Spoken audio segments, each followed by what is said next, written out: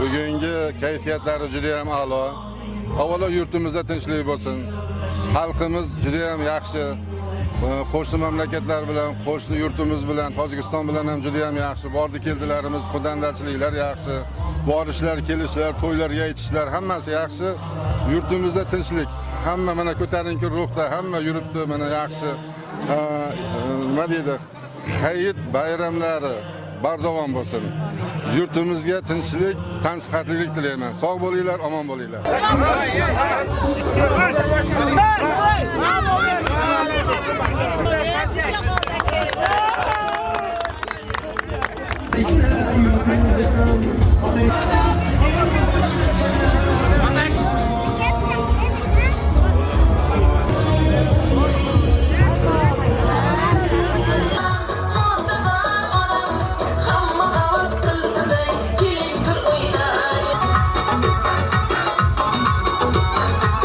Bugun Dang'ara tumanimizda Navro'z bayrami shukuhi ketayotgan bir vaqtda Ramazon hayit bayrami juda ham keng tarzda nishonlanmoqda. Ayniqsa chegara hududiga yaqin bo'lgan Oqjar mahallasida bu bayram shodiyonalari yana bir karra shodiyonalarga ulanmoqda.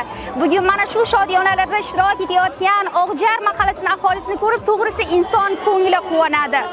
Shu o'rinda bitta narsani aytishimiz kerak. Vatan yagonadir, vatan bittadir shiori ostida o'tkazilayotgan bugungi tadbir jarayonlari har bitta insonga, har bitta aholini qalbida albatta ko'tarinkilik kayfiyatini yuqoriga olib chiqdi desam adashmagan bo'laman.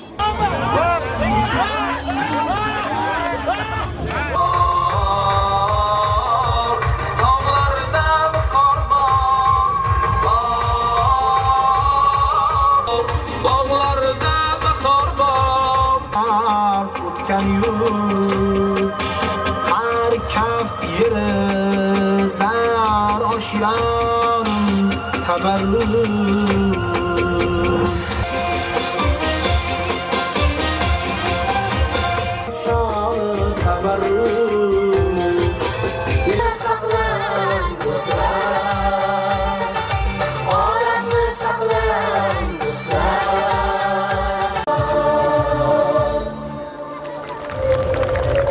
Farzandingizga sovg'a beramiz mana shu kitobni.